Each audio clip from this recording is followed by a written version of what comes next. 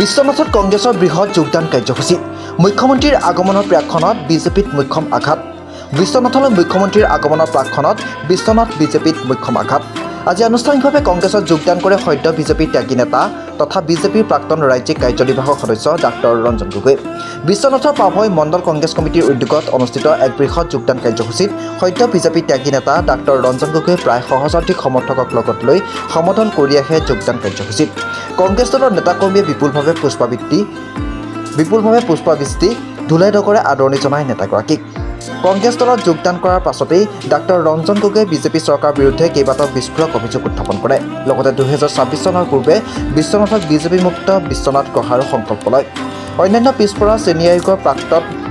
উপাধ্যক্ষ তথা বিশ্বনাথ জিলা বিজেপিৰ প্ৰাক্তন উপসভাপতি ডাক্তৰ ৰঞ্জন গগৈ বিশ্বনাথত মুখ্যমন্ত্ৰীগৰাকীৰ বিশ্বনাথত উপস্থিত হোৱাৰ প্ৰাক্ষণত প্ৰায় সহস্ৰাধিক সমৰ্থকক লগত লৈ কংগ্ৰেছ দলত যোগদান কৰা কাৰ্যই বিশেষ তাৎপৰ্য বহন কৰে বিখালীৰ পৰা ভুৱন লুইটেলৰ ৰিপৰ্টাৰ লাইভ অসম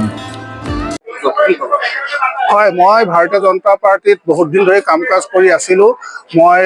ভাৰতীয় জনতা পাৰ্টি বিশ্বনাথ জিলাত দুবাৰ উপসভাপতি আছিলোঁ এবাৰ জেনেৰেল ছেক্ৰেটাৰী আছিলোঁ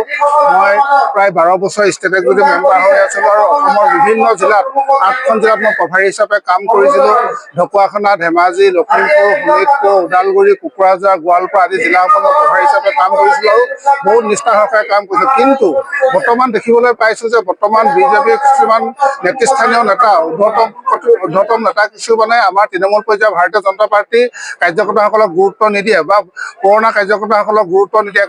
লবি চলি আছে আৰু গুৰুত্ব নিদিয়াৰ কাৰণে মই এইবিলাক কথা একেবাৰে ভাল নাপাওঁ ইয়াৰ উপৰিও বিজেপি নেতৃত্বত যিখন চৰকাৰ চলি আছে এই চৰকাৰখনত যদিও কেইটামান ভাল কাম কৰিছে একেবাৰে নাই কৰা বুলি কোৱা নাই আমি চাকৰিবিলাক বিনামূলীয়াকৈ দিছে বা কৰাপশ্যন নোহোৱাকৈ দিছে কিন্তু বিভিন্ন বিভাগত যিবিলাক কমিশ্যন আৰু কৰাপশ্যন চলি আছে এইবিলাক আমি একেবাৰে সহ্য কৰিব নোৱাৰোঁ কোনো ভাৰতীয় জনতা পাৰ্টীয়ে কৰ্মীয়ে বা অন্যান্য ঠিকাদাৰসকলে কেতিয়াও কোনো এটা কাম কমিশ্যন নিদিয়াকৈ নাপায়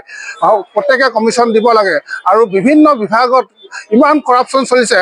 উদাহৰণস্বৰূপে যদি ব্লকবিলাকত আপোনালোকে চায় ব্লকবিলাকত অবাধ দুৰ্নীতি এনৰেগাৰ নামত অবাধ দুৰ্নীতি চলি আছে কোনো এজন কৰ্মীয়ে পইচা নিদিয়াকৈ এটাও এনৰেগা কাম নাপায় গতিকে এইবিলাক ইমান দুৰ্নীতি কৰাপশ্যন কমিশ্যন মই সহ্য কৰিব নোৱাৰাৰ কাৰণে ব্যক্তিগতভাৱে মই ভাৰতীয় জনতা পাৰ্টি দলটো ত্যাগ কৰিলোঁ আৰু আজি ভাৰতীয় জাতীয় কংগ্ৰেছত মই যোগদান কৰিছোঁ আনুষ্ঠানিকভাৱে তাৰপিছত আপোনাৰ কিবা পৰিকল্পনা আছে নেকি আৰু বিশ্বনাথত বিজেপি মুক্ত কৰাৰ কথা কৈছে আপুনি নহয় চাওক মই বৰ্তমান ভাৰতীয় জাতীয় কংগ্ৰেছত আজি যোগদান কৰিছোঁ মোৰ লক্ষ্য আৰু উদ্দেশ্য হ'ব আমাৰ বিশ্বনাথত 229টা বুথ সমিতি আছে 24খন মণ্ডল আছে এখন পৌৰসভা আছে আৰু তিনিখন ব্লক সমিতি আছে বিশ্বনাথ ব্লক সমিতি হাকুমথা ব্লক সমিতি আৰু বিশ্বনাথ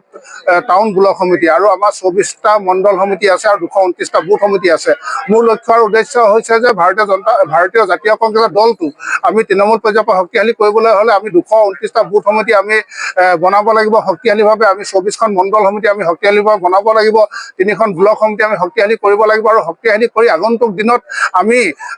বিশ্বনাথত আমি ভাৰতীয় জাতীয় কংগ্ৰেছ শক্তিশালী কৰি তুলিম আৰু মোৰ লক্ষ্য আৰু উদ্দেশ্য হৈছে যে বিশ্বনাথটো আমি বিজেপি মুক্ত কৰা বিজেপি মুক্ত বিশ্বনাথ ইয়াতে কংগ্ৰেছৰ নেতা কৰ্মীসকলে দপদপাই থাকিব আৰু বিজেপি নেতা কৰ্মীসকলক আমি সকলো কংগ্ৰেছলৈ লৈ আহিম আৰু ইয়াতে আমাৰ বিজেপি মুক্ত বিশ্বনাথ কৰাই মোৰ লক্ষ্য আৰু উদ্দেশ্য